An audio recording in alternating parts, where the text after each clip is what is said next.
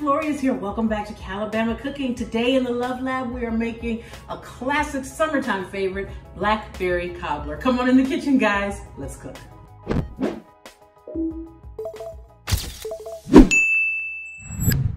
So guys, we're gonna make our Blackberry Cobbler today in a cast iron pie plate. You can use a cast iron skillet or pie plate. I have, okay, true story.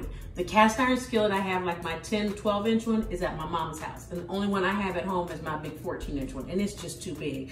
But I have these little pie plates, so I'm gonna make this one in the cast iron pie plate. Was that too much information? Y'all know I got to tell you the truth.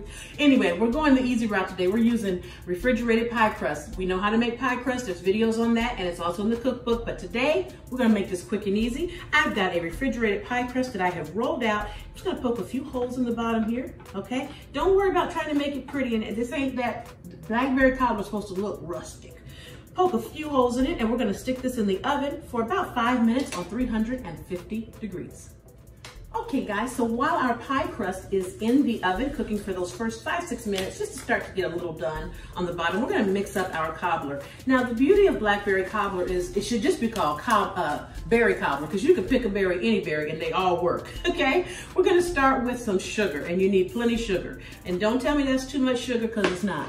And we're also gonna add some flour that's gonna give us some thickening in it. We're gonna mix these two together. You can use cornstarch if you don't have flour, either one works. And to this, we are going to add 2 bags of frozen blackberries. Now, you can use fresh blackberries if you can find them. It depends on what time of year you cook this in, but frozen ones work just as fine, baby. I just got to be real with you. They do the same thing, okay? Now, I advise you wear gloves because blackberries can really stain your hands. And you're going to go in and just literally mix these berries until they're completely coated with this flour and sugar. Some people cook their cobbler on the stovetop before they put it in the oven. That works also. Honestly, either way is fine. But just for the sake of ease, and because I'm making this a quick cobbler, can we say quick? Can the church say quick? Okay, we're just gonna use some frozen blackberries and just mix them together. Now, you can use, like I said, any berry. You can do raspberries. You can do raspberries and blackberries, or raspberries, blackberries, blueberries, really whatever you want. The Blackberry Cobbler is just a Southern classic. Now that I've gotten everything tossed in here and coated well, I'm gonna take this stick of butter that I've melted and pour it on there as well. You can put the butter in earlier. You can put it at any time you want to be honest. This is just how I do it. And we're gonna go back to, again, making sure everything is coated. Everything's all mixed together, and I keep going to the bottom, pulling up any remaining sugar and flour that hasn't yet been fully incorporated. There we go. That's all we need to do.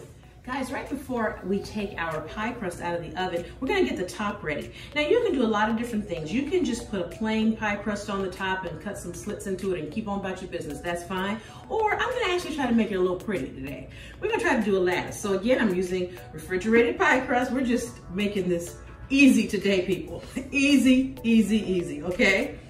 Again, you can make your own pie crust. We know how to do that, but so you ain't have to do everything all the time. We're gonna cut this into pieces so we can do a little design, okay? So I just have a little cutter here, and I'm just gonna kind of lightly score where I'm gonna cut first so I can try to cut them all about the same. Some people like to get out, the rulers and everything and measure it. I'm sorry, I just can't be bothered. I think that's great and everything, but nah, I'm good, as my daughter says. I'm good. All right.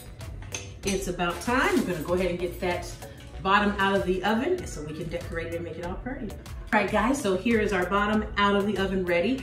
I wanna squeeze some fresh lemon juice in here as well with our berries, because the lemon juice, it does something wonderful for fruit. It just brings out the flavor.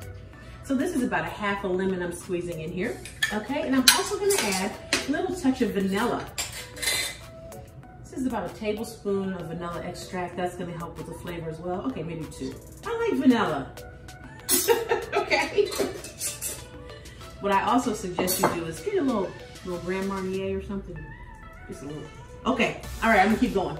Now we're gonna take this filling. I'm just gonna put it right here in our pie crust. That sugar and everything is gonna bake and caramelize so beautifully. Okay, now you see how I'm starting to kind of pat this down? Because I'm going to spread this out a little bit. It's gonna be a big mound. But that's okay, right? That's a good thing, isn't it? Don't worry if you get a little bit that's from the sides. We're not gonna cut this cobbler. We're gonna put a spoon in this dish and go for it. Got the other half of my lemon.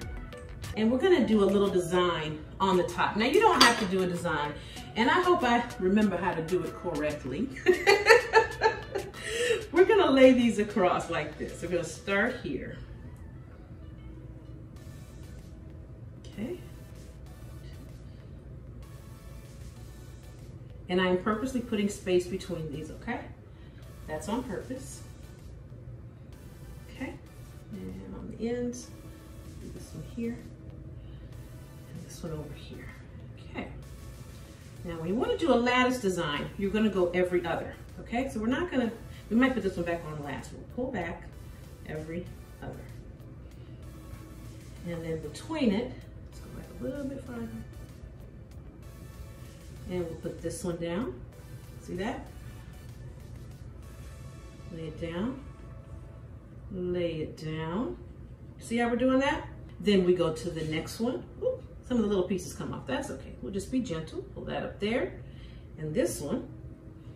And then lay across this piece here. Back down. Back down. Pull the other one back up. See how we're just going every other? There we go. All right, so we've got crust on the top and the bottom. Now I'm just going back with my hands, pushing down, getting the crust on the edge. And I'm just gonna take the tool, just cut it a little bit there. There we go. Now on the top of this, we're gonna sprinkle some sugar. Don't be shy. This is dessert. It's supposed to be sweet. It's supposed to have sugar, okay? I have a half a stick of butter that I've cut up. Again, this should be a rustic looking dish. This should not be like perfect and everything. If this looks perfect, you did it wrong. I'm just telling you.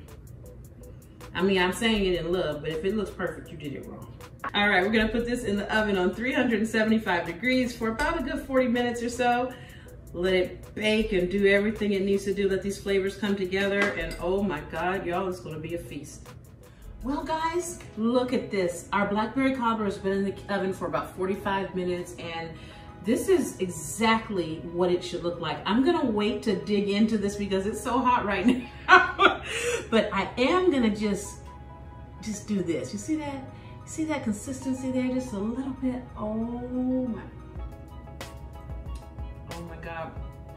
This is, oh, that's so good. It's everything. All right, I'm gonna go find some vanilla ice cream and I'm about to cut a big old piece of this. No cutting and slicing. You just go in this sucker with a spoon.